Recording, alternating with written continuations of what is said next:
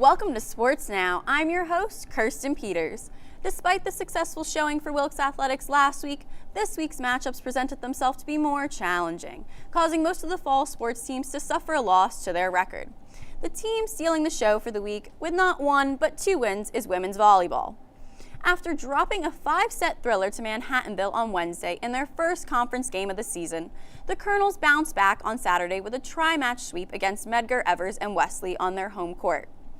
Wilkes' 3-0 win against Medgar Evers with set scores of 25-12, 25-5, and 25-14 consisted of 23 service aces. Christy Nijek led the way with 8 aces, while Christy Challenger and Katie Shue added 7 and 5 respectively. In the 3-1 game against Wesley, with set scores of 25-11, 25-27, 25-13, and 25-20, Jamie Mikovic played a crucial role in the fourth set. She had a kill, a block, and another kill in a 3-point sequence to give Wilkes the 13-10 lead. The Colonels extended the lead to 22-14 after a Juliet Betke ace before finishing out the set 25-20 with back-to-back kills by Mikovic. Wilkes' defense set a season-high mark with 99 total digs in the 4-set match against Wesley.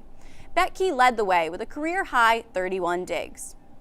With the impressive showing by Colonel Volleyball, it is no wonder that Mikovic, who is pictured on the screen, was named the MAC Freedom Player of the Week.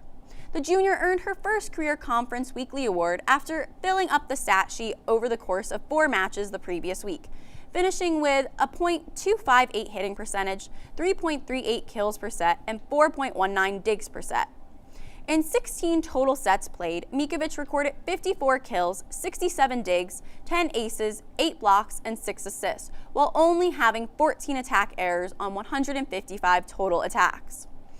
According to women's volleyball head coach Joe Chopek, Jamie, as one of our captains, brings a lead-by-example attitude to the team, whether we are facing a tough opponent across the net or working inter-squad in practice. Her strong work ethic encourages everyone to give 100% all the time. She has set personal goals for herself and realizes that for her to achieve them, the team must also achieve its goals. The Colonels return to the court tonight when they travel to FDU Florham for a MAC Freedom match at 7 p.m. in Madison, New Jersey.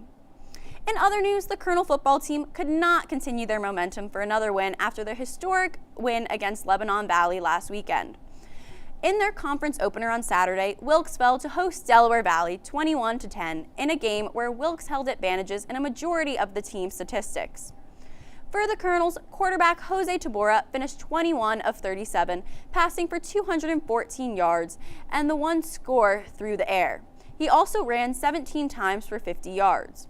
Wide receiver Nick Yannick led all Colonel receivers, hauling in 9 passes for 90 yards, while wide receiver Derek Nelson finished with 6 catches for 60 yards and the lone Wilkes touchdown. Wilkes returns home on Saturday to face Misericordia at 1 p.m. Wilkes field hockey split the week with a 3-1 win against Cedar Crest and a 2-0 loss against Alvernia. Cedar Crest took the early 1-0 lead only 7 minutes and 42 seconds into the game, but goals by Maddie Kelly, Haley Gayoski, and Allie Dunn secured the win for the Colonels. With this win, Sarah Myers, pictured all the way on the right, notched her 100th win as the Colonels head coach in just her 10th season on the sidelines in navy and gold. However, Wilkes fell to Alvernia in their next matchup, with 2 goals in the first 15 minutes being enough offense for Alvernia to stop the Colonels. Wilkes returns to action tomorrow night for a 7 p.m. game at Moravian. As for Wilkes soccer, both the men's and the women's teams went 1 for 2 on the week. On the men's side, the Colonels shut out Clark Summit in a 4-0 victory, with 2 goals by Camry Huff and 1 goal apiece by Kyle Bentz and Gabriel Nieves. On Saturday, the Colonels faced stiffer competition, falling 2-1 to Keystone in overtime. Junior forward Cole Hefner scored his first goal of the season in the 76th minute of play to tie the game 1-1, but that was not enough to help the Colonel offense. On the women's side, the Colonels defeated William Patterson 1-0, with the only goal coming from Jessica Egan, who headed in a corner kick from Nicole Harmer in the 31st minute of play. On Saturday, the Colonels fell to Bard 3-1, with the lone Wilkes goal coming from junior midfielder Haley Evans, who scored her first goal of the season in the 58th minute of play.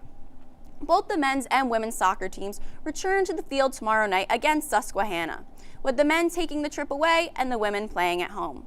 In other news, the men's and women's cross-country teams both placed fourth in the Cougar Classic hosted by Misericordia. For the men, Philip Castrine was Wilkes' top finisher again, finishing 15th and setting a career best with a time of 29 minutes and 50.60 seconds.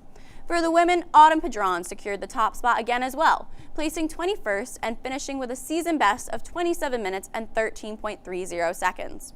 Both the men and the women look to compete at Mount St. Mary on September 29th. And finally, in fall sports news, the men's golf team lost 370 to 307 against the University of Scranton. Corey Kowich led the Colonels, carding an 81 on the par 72 course. The two teams will meet again on Thursday at 1 p.m. As for women's golf, the Colonels will face the University of Scranton on Saturday at noon. As for the Beacon Athletes of the Week, on the men's side was junior quarterback Jose Tabora, and on the women's side was junior volleyball player Jamie Mikovic.